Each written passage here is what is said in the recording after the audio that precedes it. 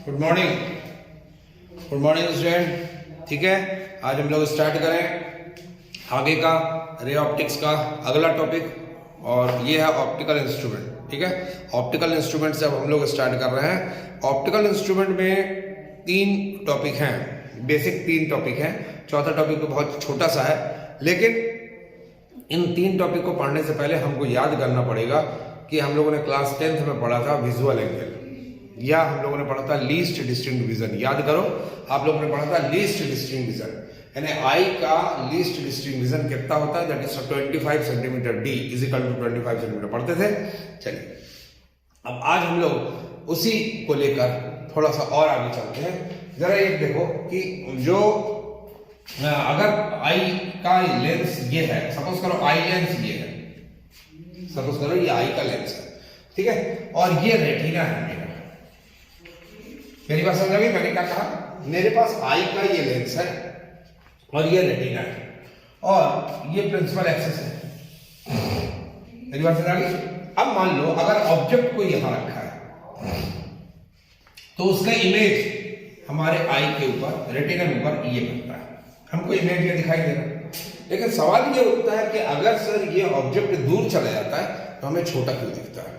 ठीक, अगर ये ऑब्जेक्ट दूर चला गया, यहां चला गया, वही ऑब्जेक्ट दूर चला गया, तो क्या होगा? यू सी हियर, ये एंगल कम बन गया, और जब ये एंगल कम हो गया, now see this angle is small, तो आपको ये ऑब्जेक्ट भी छोटा दिखाई देगा। तो कोई भी ऑब्जेक्ट बड़ा और छोटा दिखाई देने का कारण क्या, कि हमारे आई के ऊपर वो ऑब्जेक्ट कितना एंगल बना रहा है। मेरी बात समझ आ गई? इस एंगल को कहते हैं विजन एंगल। इसको क्या कहते हैं? Vision angle. विजन एंगल, मेरी बात समझ आ गई? इसको कहते हैं विजन एंगल। विजन एंगल को जनरली हम अल्फा से दिखाते हैं। किससे दिखाते हैं? अल्फा से। ठीक, अब ये विजन एंगल हो गया। अब मेरे पास कोई ऑब्जेक्ट है और मुझे नहीं दिखाई दे रहा, मुझे दिखाई देना चाहिए, ये ध्यान रखना चाहिए। ठीक है, अगर मुझे कोई चीज नहीं दिखाई दे रहा तो वो विजन एंगल काउंट नहीं होगा। ठीक है, अगर कोई ऑब्जेक्ट मुझे दिखाई दे रहा होगा तो उस कंडीशन में जो एंगल बनेगा आई के ऊपर, that is called vision angle. मुझे कोई ऑब्जेक्ट, ये ऑब्जेक्ट नहीं दिख रहा है, मान लो ये बहुत पास रखा है तो ब्लर दिख रहा है, मुझे ऑब्जेक्ट क्लियर दिखना है, तो हम लोग क्या करते हैं, एक लेंस का यूज कर देते हैं। और जब हम लेंस का यूज करके इस ऑब्जेक्ट को देखें, सपोज करो, तो उस कंडीशन में bye the help of the lens जब हम किसी ऑब्जेक्ट को देख पाते हैं, उस समय जो एंगल बनता है, that vision angle is called beta. That angle is called beta. समझ आ गया? तो 2 एंगल के बारे में हम लोग पढ़ेंगे, एक अल्फा और एक बीटा। अल्फा तब होगा जब हम नेकेड आई से देखें किसी ऑब्जेक्ट को और एंगल नेकेड आई पर बनता है। इफ द ऑब्जेक्ट इमेज जो बन रहा, that image form on a eye by the help of lens, तो then that is called beta. समझ आ गया? तो विजन एंगल 2 पढ़ेंगे, एक होगा अल्फा और दूसरा होगा बीटा। ठीक, चलिए, वेरी गुड। तीसरी चीज एक और, कि हम जूनियर क्लास से जानते हैं लेंस की प्रॉपर्टी। लेंस की प्रॉपर्टी क्या है, कि अगर हमारे पास कोई लेंस ऐसा है, मेरी बात समझ आ गई? ये लेंस ऐसा है और इस लेंस के सामने ये उसका ऑप्टिकल सेंटर है और ये इसका फोकस पॉइंट है। तो ऑब्जेक्ट जब भी हम इसके बीच में रखते हैं, ऑप्टिकल सेंटर और फोकस के बीच में, तो इमेज इसका वर्चुअल ऐसे बनता है। जब आप बनाओगे तो इमेज आपको ऐसा वर्चुअली दिखाई देगा। मेरी बात समझ आ गई? ये तो जूनियर क्लास में 8th क्लब में भी पढ़ते हो, 10th में भी पढ़ते हो, ये डायग्राम आप बनाते हो, हमें इससे कोई मतलब नहीं है। सवाल ये होता है कि अगर मैंने आई को यहां रख दिया, आई को यहां रख दिया, मान लो आई को यहां रख दिया और लेंस यहां नहीं है, तो क्या ये इमेज दिखाई देगा? नहीं दिखाई देगा। बोले सर ये इमेज तो नहीं दिखाई देगा। अब हमारे सामने ये जो आई है, ये आई के बहुत क्लोज है।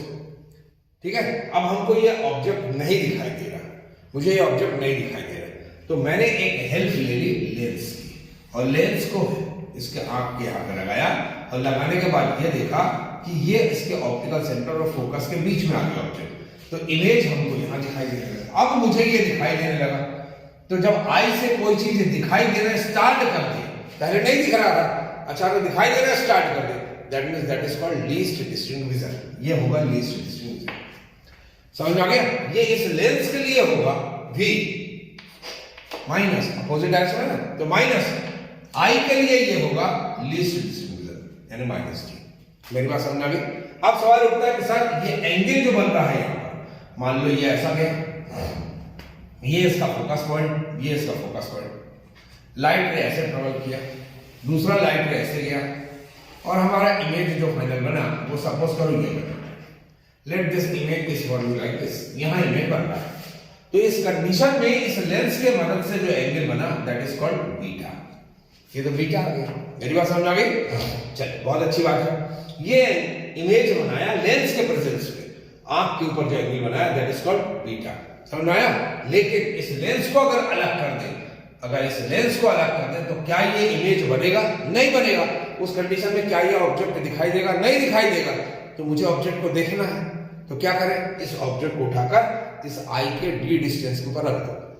इस ऑब्जेक्ट को उठाकर आई के डी डिस्टेंस के ऊपर, मुझे डी डिस्टेंस इसका पता चल गया, ठीक है। अब इस ऑब्जेक्ट को उठाकर अगर मैं इस डी डिस्टेंस के ऊपर रख दूं और इस लेंस को अलग कर दूं, और तब इसने जो इमेज बनाएगा आई के ऊपर, ये एंगल बनेगा, this angle is called alpha. मेरी बात समझ आ गई? ठीक है। हेलो, हाँ बोल दे रहा हूं।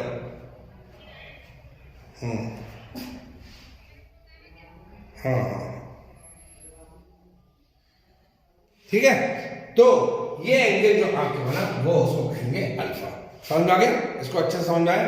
अब हमारे पास ये आएगा, सबसे पहला जो आ रहा that is called simple microscope. आपको पढ़ना है simple microscope, simple microscope, simple microscope. तो आज आपका सबसे पहला टॉपिक है that is called simple microscope.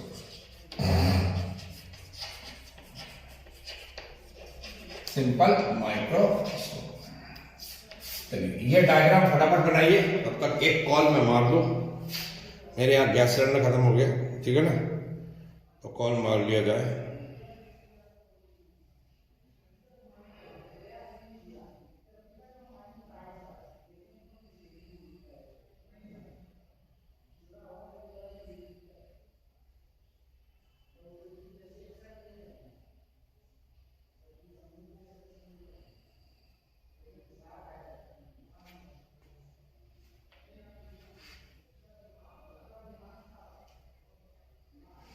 ठीक, let this name is AB.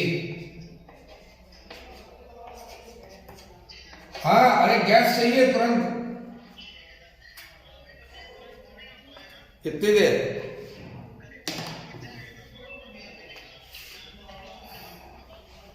यार देते हो तो यार, एकादशी है बोलो।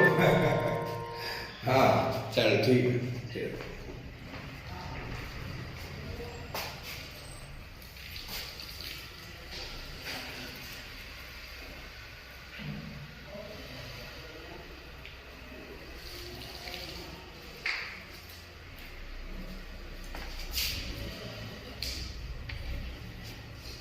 12 बजे ना। सबसे पहले सिंपल माइक्रोस्कोप के ऊपर लिखें तो व्हाट इज सिंपल माइक्रोस्कोप। सबसे पहले हम अपन ये लिख लें सिंपल माइक्रोस्कोप है क्या, ठीक है। तो सिंपल माइक्रोस्कोप सबसे पहले लिखें कि it is an instrument, write down, it is an instrument bye the help of this, it is an instrument bye the help of this we can see the enlarged image of an object, we can see the enlarged image of an object, this is called simple microscope, ठीक है ना। तो कोई भी simple microscope, जैसे हमने अपने आंख के ऊपर लेंस को रख दिया, वो हमारे लिए सिंपल माइक्रोस्कोप होगा। मेरी बात समझ आ गई। दूसरी चीज ये कि अगर मैंने अपने किसी ऑब्जेक्ट को देखना हो और एक लेंस का, जैसे घड़ी वाले अगर घड़ी को सुधारते हैं तो एक लेंस को लगा लेते हैं, तो उसके बाद वो देखते हैं, तो that is also a simple microscope, ठीक है ना। Simple microscope it is a instrument which consist by a single lens, ठीक है ना। उसके बाद देखो प्रिंसिपल, अब इसका लिखिए प्रिंसिपल। क्या है प्रिंसिपल? ये अगर किसी ऑब्जेक्ट को लेंस के ऑप्टिकल सेंटर एंड फोकस के बीच में रखा जाए तो वो लेंस मैग्नीफाइड, एनलार्ज और इरेक्ट इमेज फॉर्म करता है, ठीक है ना। लिखो if an object is kept between optical center and focus, between optical center and focus, then erect, enlarge, magnified image form, erect magnified image form. लिख लिया? चलिए अब आप लिखेंगे magnification of microscope, magnification of simple microscope, simple microscope. तो magnification of simple microscope. चलिए magnification of simple microscope अब हम लोग ये पढ़ने जा रहे हैं, ठीक है। मैग्निफिकेशन ऑफ सिंपल माइक्रोस्कोप क्या कहा जाता है, ठीक है, या माइक्रोस्कोप क्या कहा जाता है। सिंपल माइक्रोस्कोप कोई भी हो, चाहे सिंपल हो चाहे कंपाउंड हो, मैग्निफिकेशन क्या होता है जरा सुनो। मैग्निफिकेशन ये हो कहलाता है कि it is the ratio of vision angle form by image in the presence of lens. सुन लेना, it is the ratio of vision angle form by image in the presence of lens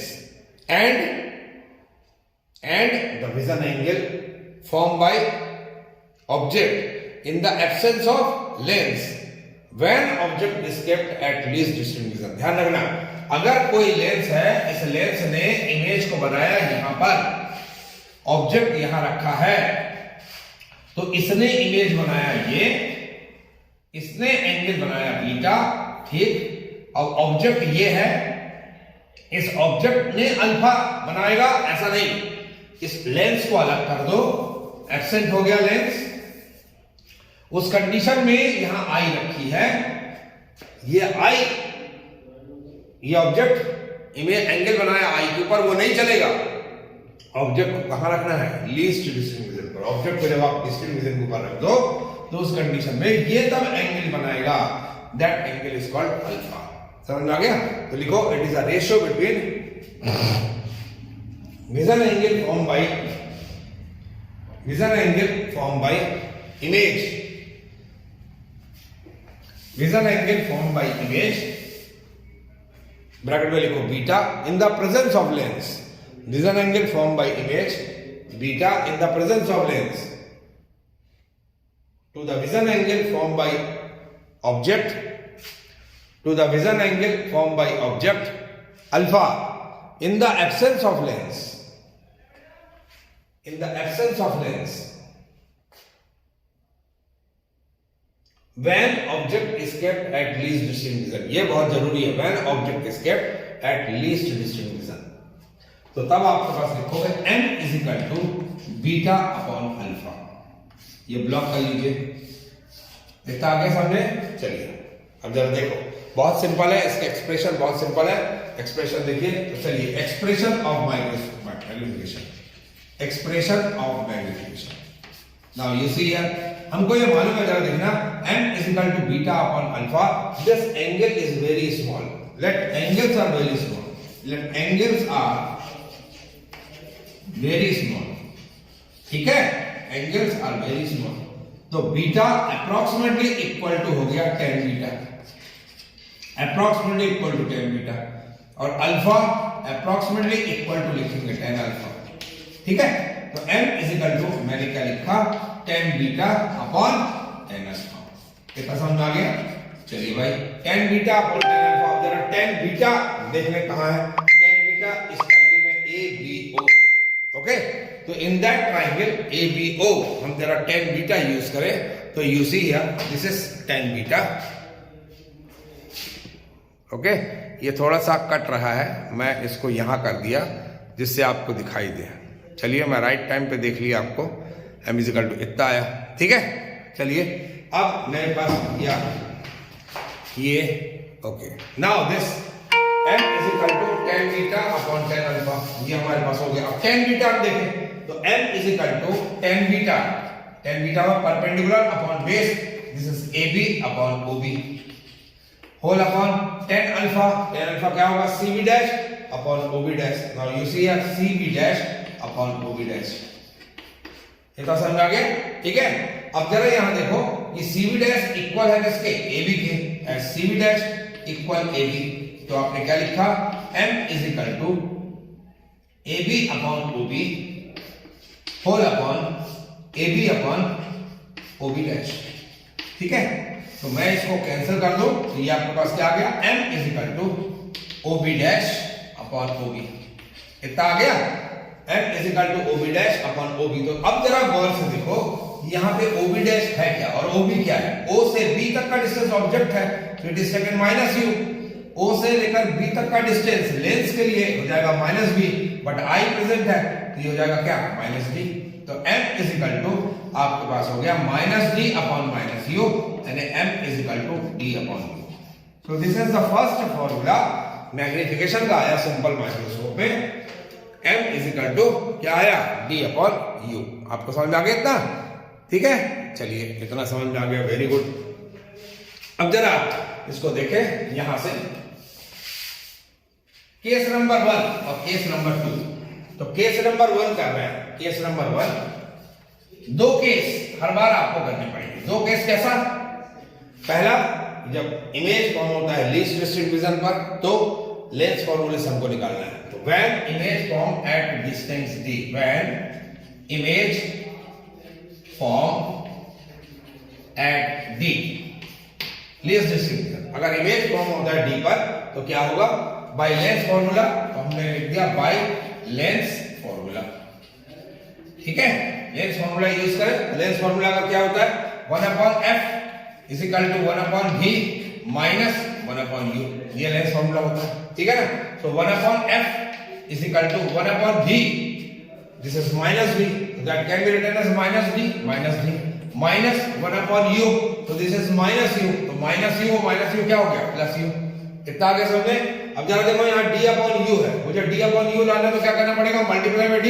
अगर मैं d से multiply कर दूं तो क्या हो गया, d upon f is equal to minus d upon d plus d upon u। चलेगा, this can be cancel, this becomes 1, तो d upon u is equal to 1 plus d upon u। ठीक है, तो d अपॉन u की जगह मैंने m लिख दिया, तो m is equal to 1 plus d upon u। This is formula, one formula is this. इतना समझ में आ गया, तो जरा देख लीजिए मैग्निफिकेशन का first case, when image form at distinct vision, जब इमेज फॉर्म होता है कहां पर, डिस्टिंक्ट विजन के ऊपर। ओके, चलिए दूसरा केस हमको मिलेगा कि जब इमेज फॉर्म होता है एट इन्फिनाइट। हेलो हेलो, हाँ बोलो, हाँ ठीक, चलो दूसरा केस आपके पास दिखेगा कि when image form at infinite. तो चलिए जरा देखते हैं दूसरा केस, जब इमेज फॉर्म होता है इन्फिनाइट पर। ठीक है, यहां तक समझ में आ गया, पॉज करके आप इसको उतार लेना। अब इमेज के ऊपर अगर इन्फिनाइट के ऊपर अगर इमेज बने तो what we have to do, हमको क्या करना पड़ेगा, नाउ सी हियर, हमको यह करना पड़ेगा कि हमने इमेज तभी बनता है इन्फिनाइट के ऊपर जब हम लेंस लेते हैं यहां, और इस लेंस को लेकर हम इसके ऑप्टिकल सेंटर, ये इसका फोकस और ये इसका फोकस, ठीक है, this is 2f and this is 2f। तो इमेज इन्फिनाइट पर तभी बन सकता है when the object is kept at focus. जब ऑब्जेक्ट फोकस के ऊपर होगा तो इमेज बनेगा इन्फिनाइट के ऊपर। Now you see this will be this, ये ऐसे गया, ये ऐसे गया, ये ऐसे आया, इसको पीछे बढ़ाया और इसको पीछे बढ़ाया, तो image will form at infinite. ये इन्फिनाइट के ऊपर इमेज फॉर्म होगा। तो इस कंडीशन में यहां से लेकर यहां तक का डिस्टेंस ये तो u है माइनस, और इमेज बन रहा कहां, v is equal to infinite. तो by lens formula we know 1 upon f is equal to 1 upon v minus 1 upon u। तो this is the case number 2, case number 2 ये आप देख रहे हो। केस नंबर 2 क्या है, when image form at infinite, when image at infinite. तो इस जगह पर ये हो जाएगा बाय लेंस फार्मूला, आपने लिखा बाय लेंस फार्मूला। ठीक है, बाय लेंस फार्मूला क्या होगा यहाँ, 1 upon f is equal to इतना, v is equal to infinite, v is equal to infinite अगर कर दिया, u is equal to minus u, ये आपके पास हो गया 1 upon f is equal to 1 by infinite minus 1 upon minus u यानी प्लस u, ये हो जाएगा। So f is equal to u, इसकी वैल्यू यहां पे पुट अप कर दो तो आपके पास आ जाएगा कितना, m is equal to d upon f। So this is the both case. समझ आ गया, दोनों ही बार आपको, जितनी ही बार आपके पास एक्सप्रेशन आएगा इसके, आपको इसी तरह का ही करना है दोनों केस लगाकर। समझ में आ गया? चलिए कर डालिए।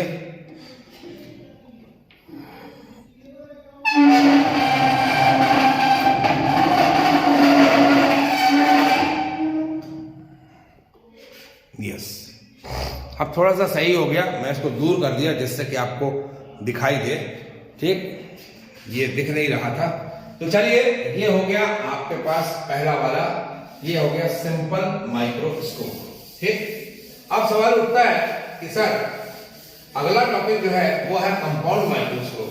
तो कंपाउंड माइक्रोस्कोप को पढ़ने की जरूरत क्यों पड़ गई?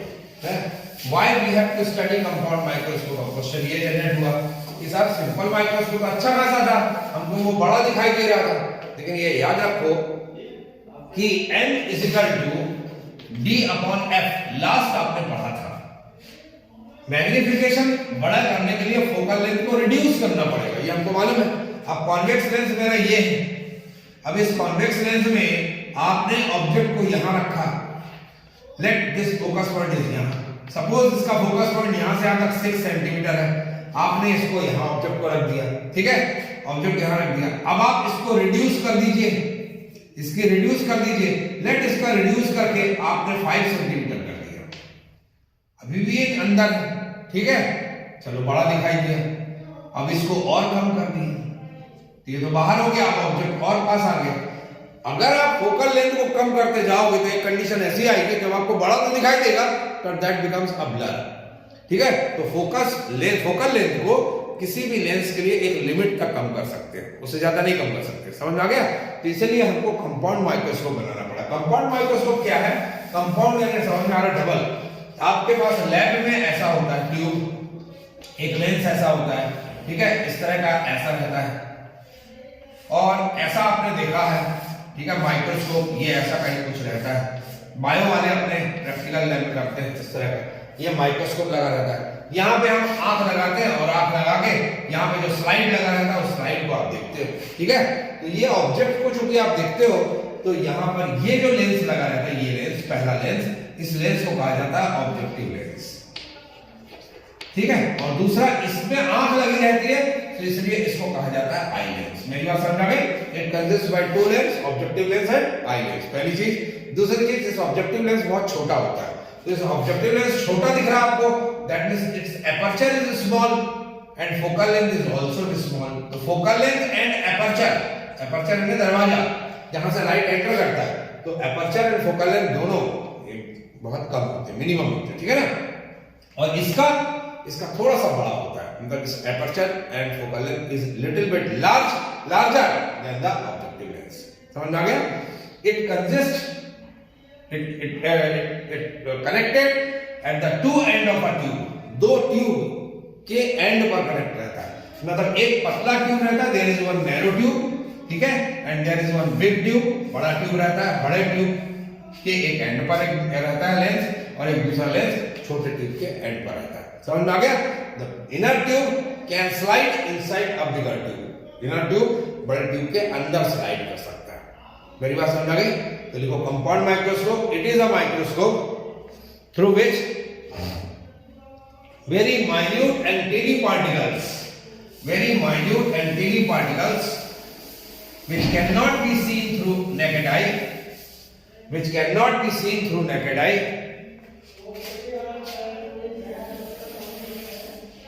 can be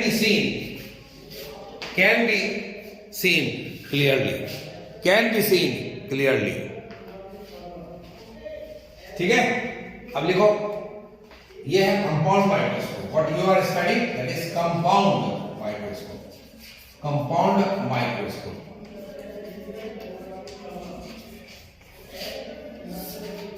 ये हो गया। ठीक है, कंस्ट्रक्शन लिखो। Construction, it consist by two lenses, one is objective, another is called eyepiece। one is called objective, another is called eyepiece। Objective has small focal length and small aperture। Objective has small focal length and small aperture,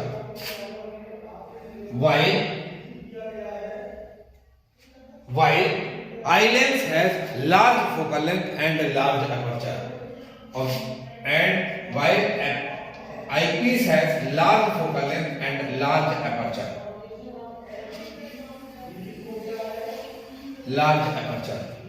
देखा? ठीक है? Both lenses are connected at the two ends of the tube. Both lenses are connected at the two ends of the tube. Two ends of the tube. Both lenses are connected at the two ends of the tube.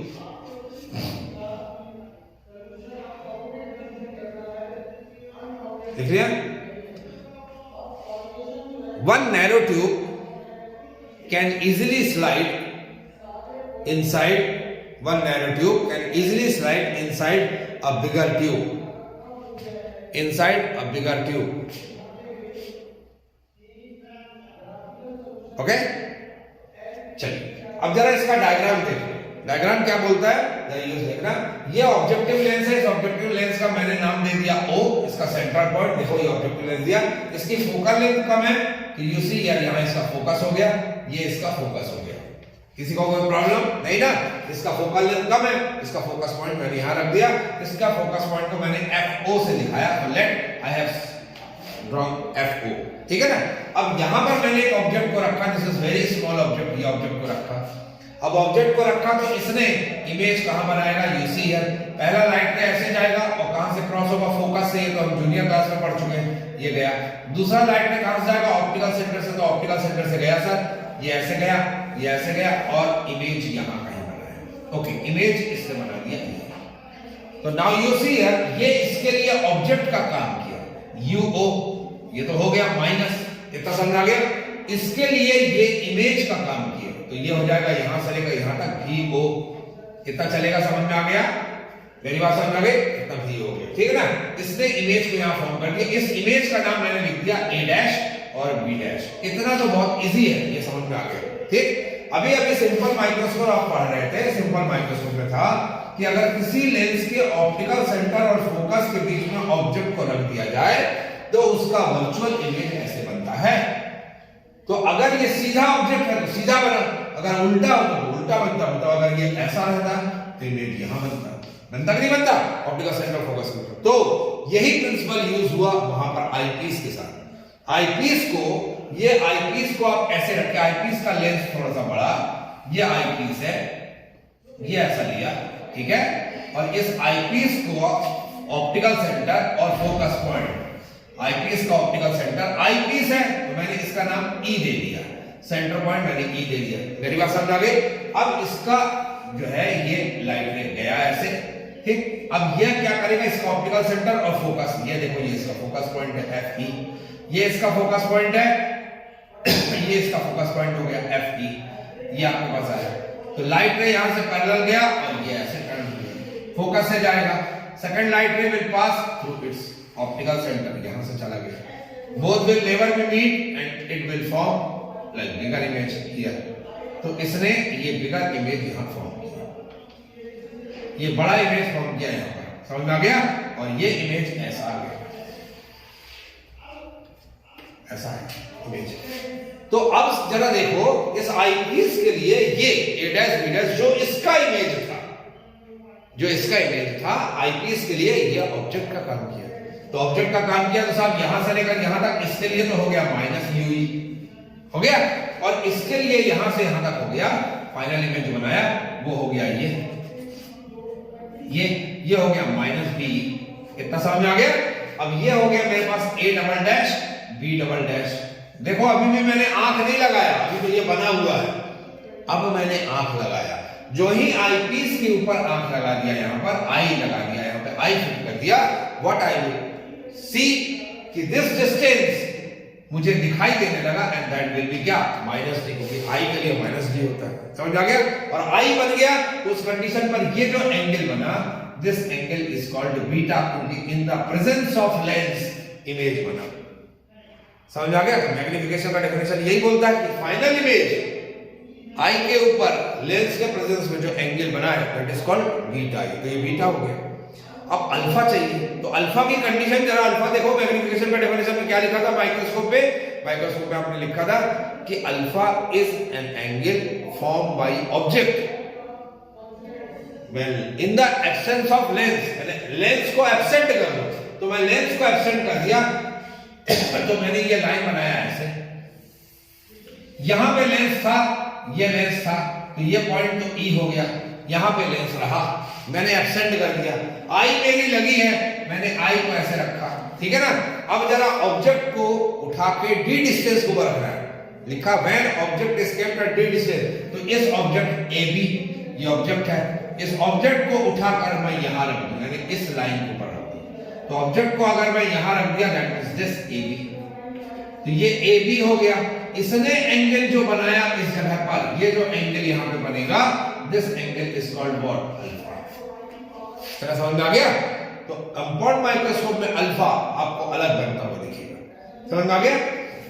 तो चलिए ये diagram आपको बनाना है। अब हम लोग निकालते हैं मैग्निफिकेशन। तो मैग्निफिकेशन का तो फॉर्मूला आपको मालूम है, that is m is equal to beta upon alpha, ये होता है। तो हमारे साइड में डाले मैग्निफिकेशन, आपने अभी कंस्ट्रक्शन लिखा, अब आप लिखोगे मैग्निफिकेशन। मैग्निफिकेशन हमको मालूम है as per the definition beta m is equal to 10 beta upon alpha, beta upon alpha as angles are small, फिर से हमने कर दिया स्मॉल, तो क्या हो जाएगा m is equal to 10 beta upon 10 alpha. इतना आ गया सबको समझ में, ठीक है। एक बार मैं वीडियो चेक कर लो कि क्या ये पूरा कवर कर रहा। m is equal to 10 beta upon 10 alpha, ठीक है, बिल्कुल सही दिखाई देगा। अब 10 बीटा की वैल्यू मैं पुट अप करूं इससे, तो 10 बीटा क्या होगा, perpendicular upon base a dash b dash upon e b dash, तो we can write here a dash b dash upon e b dash whole upon 10 alpha. जरा देखो 10 अल्फा क्या, अल्फा ये है, तो a b अपॉन e b, तो मैं लिख दूं a b अपॉन e b। Now you see here ये कहीं कैंसिल नहीं होगा, तो m इज इक्वल टू आपके पास आ गया a dash b dash upon a b multiply e b अपॉन e b डैश। इतना समझ आ गया, ठीक। अब देखो दो ट्राइंगल सिमिलर है, कौन कौन से, a dash b dash o और a b o, ये दोनों सिमिलर है, ये सिमिलर है, ठीक है। तो a dash b dash o triangle a dash b dash o similar triangle a b o, ये आपके पास है। तो अब आपका सिमिलर प्रॉपर्टीज लगा, तो ये अपॉन ये a dash b dash upon a b is equal to o b dash upon o b, समझ में आ गया ना। तो a डैश b डैश की जगह मैं रख दूं इसको, तो m is equal to o b dash upon o b multiply e b अपॉन e b डैश, ये आपके पास आ गया। इतना आ गया समझ में, इतना आ गया, तो मैं यहाँ पे वैल्यू पुट अप कर दूं, तो क्या हो जाएगा m is equal to e o b dash, जरा देखो o b डैश क्या है, o b dash, o b dash क्या है, v o, मैंने लिख दिया v o upon o b क्या है, o से लेकर b तक minus v o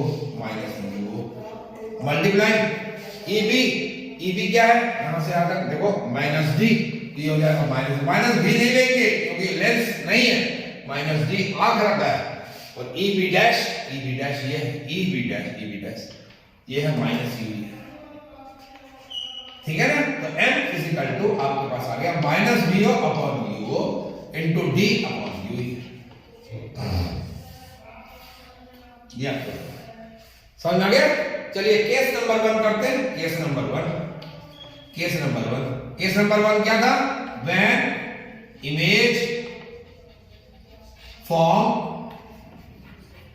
eight d distance at d, तो बाइलेंस फॉर्मूला हम लगाते हैं, बाइलेंस फॉर्मूला देखो, बाइलेंस फॉर्मूला क्या हो गया, 1 upon f is equal to 1 upon v minus 1 upon u, ये लेंस फॉर्मूला होता है।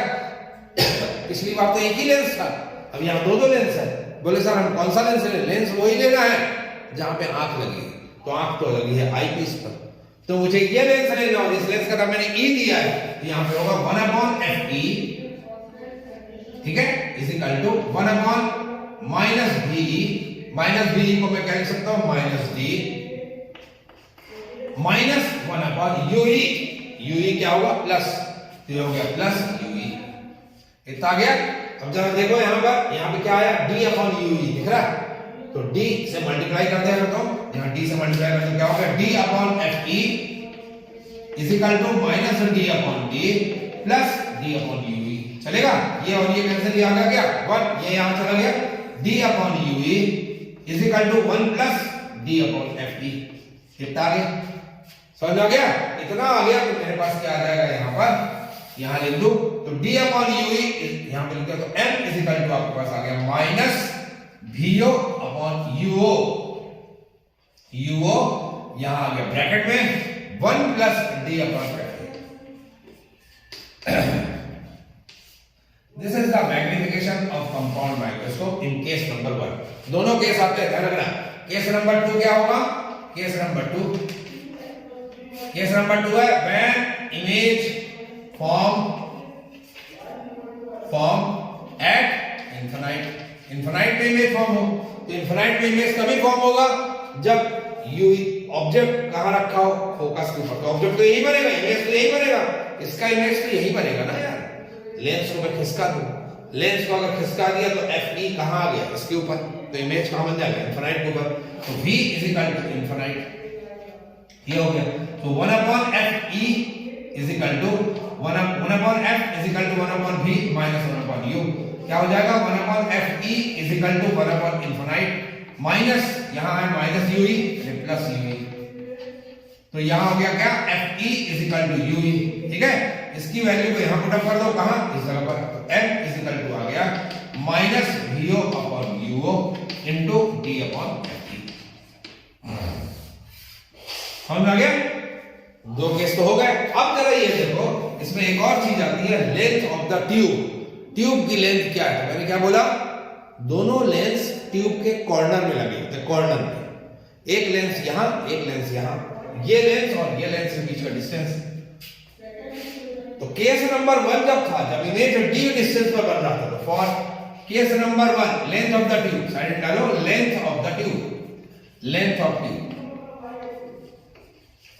लेंथ ऑफ द ट्यूब क्या है, केस नंबर 1, केस नंबर 1 पर जब इमेज कहां बन रहा, d के ऊपर, एट d जब बन रहा, तो लेंथ ऑफ द ट्यूब क्या होगा, यहां से लेकर यहां तक L इज इक्वल टू, जरा देखो यहां से लेकर यहां तक क्या है, vo डिस्टेंस है, ध्यान रखना, लेंथ है ना डिस्टेंस, डिस्टेंस कभी भी नेगेटिव नहीं होता, तो यहां से लेकर यहां तक vo और यहां से यहां तक ये प्लस ue।